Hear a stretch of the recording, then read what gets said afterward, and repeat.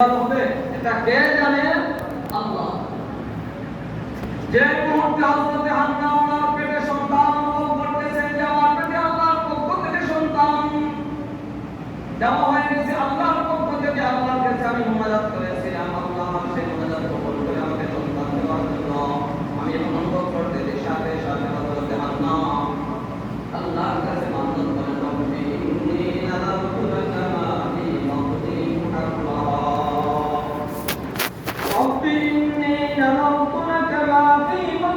মুহাররারা فتقبل مني إنك أنت السميع العليم।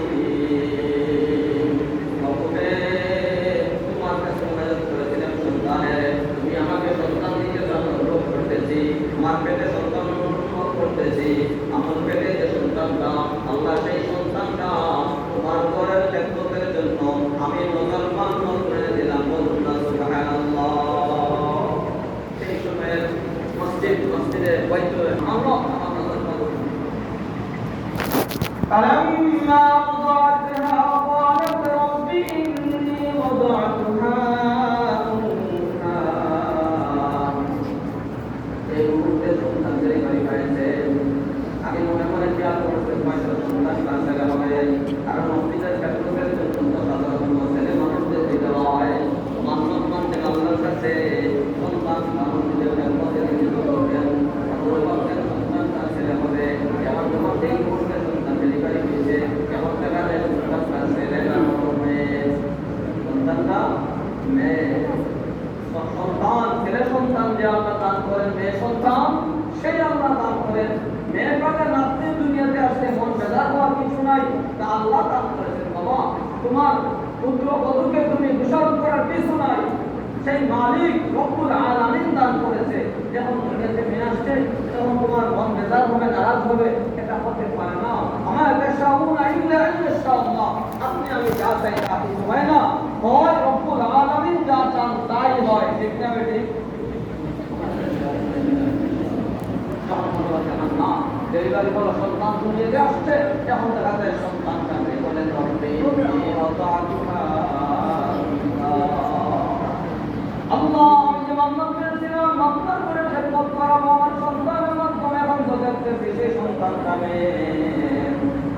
আল্লাহ বলেন আল্লাহু আ'লামু বিমা ওয়াদা'ত, কি ডেলিভারি হয়েছে সন্তান ছেলে না মেয়ে না আমি আল্লাহই তো জানি। ওয়ালাইসা যাকারু কাল-উনসা, তুমি যে সন্তান ছেলে সন্তান চাইতেছো, আমি যে মেয়ে দিছি তার সমতুল্য হতে পারে না। আমি যে মেয়ে দান করছি সেই মেয়ের মাধ্যমে আশ্চর্যজনক একটা ঘটনা ঘটে দুনিয়াবাসীকে দেখাইতে চাই। আমরা সবাই মা এবং বাবার মাধ্যমে দুনিয়াতে আসি, আপনাদের নাম করে একটা মেয়ে দান করছেন।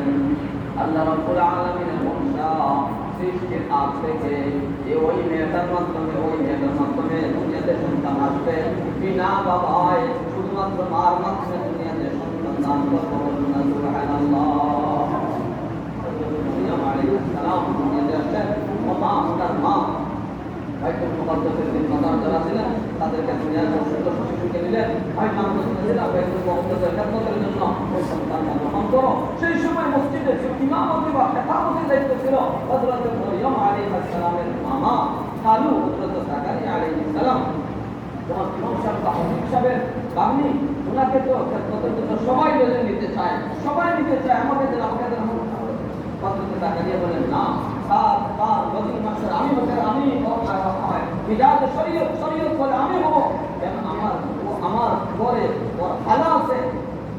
তারা বলেন না, লটারির ব্যবস্থা করা হোক। তফসিরে কিতাবের মধ্যে আছে 29 জন মানুষ লটারির ব্যবস্থা করছে, যে আমাদের অবৈধ লটারি নয়, সেই সমস্ত লটারি হলো তাদের যে কলমের মাধ্যমে অধি লেখা হতো, এই 29টা কলম নহরে উর্দুন, একটি এই নহরে উর্দুন নামে একটা এই নদীতে নেওয়া হলো, ওখানে পানিতে ফেলবো, যার কলমটা পানিতে ভাসবে সেই হযরত মরিয়মের জিম্মাদার হবে। কলমগুলা ছাড়া হলো, হযরত জাকারিয়া আলাইহিস সালামের কলমটা ভেসে উঠল। বলুন না সুবহানাল্লাহ। রব্বুল আলামিন নারী হযরত মরিয়ম নারী উনার যে কোনো যে কেউ বাসায় হতে পারে না।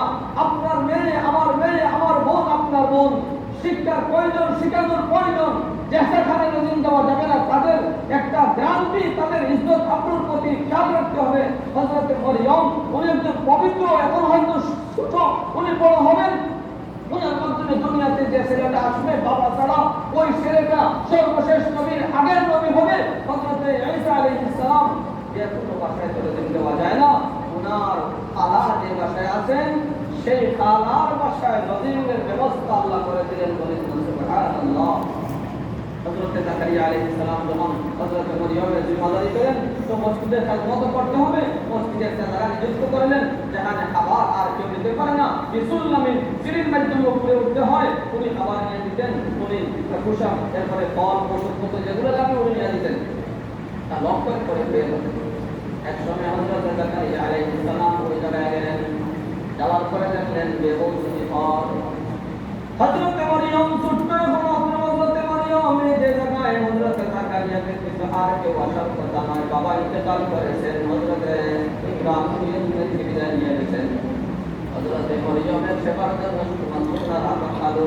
হযরত জাকারিয়া আলাইহিস সালাম তিনি বাইতুল মুকাদ্দাসের ইমাম হতেন, উনি সব কিছু নিয়াদের ঔষধের প্রয়োজন হয়, খাবারের প্রয়োজন হয়, ফলের প্রয়োজন হয়, তেলের প্রয়োজন উনি নিয়াদের একসঙ্গে নিয়ে দেখলেন। এ ঔষধ এ খাবার তিনি নেননি, ওই খাবার হযরত মরিয়মের সামনে হযরত জাকারিয়া আলাইহিস সালাম এগুলো দেখে জিজ্ঞাসা করলেন, আন্না লাকি হাদা, মরিয়মের খাবারগুলো তোমাকে কে দিল, কোথা থেকে আসলো? এগুলো তো আমি দেই নাই। হযরত মরিয়ম বলেন, আন্না লাকি হাদা ক্বালাত হুয়া মিন ইনদিল্লাহ, ইন্নাল্লাহা ইয়ারযুকু মান ইয়াশাউ বিগাইরি হিসাব। এটা স্বয়ং আল্লাহ রাব্বুল আলামিন জান্নাত থেকে পাঠিয়েছেন। আল্লাহু আকবার। শীতের সিজনে গরমের ফসল, গরমের সিজনে শীতের ফসল। আল্লাহ লাকি হাদা, হযরত জাকারিয়া জিজ্ঞাসা করলেন কোথা থেকে আসছে? উনি বলেন আল্লাহর পক্ষ থেকে আসছে। ওই হযরত মরিয়ম বাইতুল মুকাদ্দাসের খেদমত করছেন, ওই বাইতুল মুকাদ্দাসের খেদমত করায় রব্বুল আলামিন ওনার ওয়ারসে এমন একটি সন্তান দান করেছেন, বিনা বাবায় দুনিয়াতে সন্তান আসতে পারে। সুবহানাল্লাহ। واذكر في الكتاب مريم إذ انتبذت من أهلها مكانا شرقيا। আল্লাহ বলেন কোরআনের পাঠকরা, কোরআন যারা তিলাওয়াত করো, কোরআন তিলাওয়াতের সময় যত সমস্ত ওয়াকিয়া আছে এর মধ্যে হযরত মরিয়ম আলাইহিস সালামের ঘটনাটা একটু স্মরণ করো। তো সেই সময় আমরা ছিলাম না, ঘটনা কখন কিভাবে ঘটছে সেটা আমরা দেখি নাই, আমরা তো তখন করতেছিলাম না। ঘটনা কি আল্লাহ নিজেই বলতেছেন, স্মরণ করা বলে দৃষ্টি আকর্ষণ করতেছেন যে আমি আল্লাহ নিজেই বলবো হযরত মরিয়মের ওয়াকিয়া। إذ انتبذت من أهلها مكانا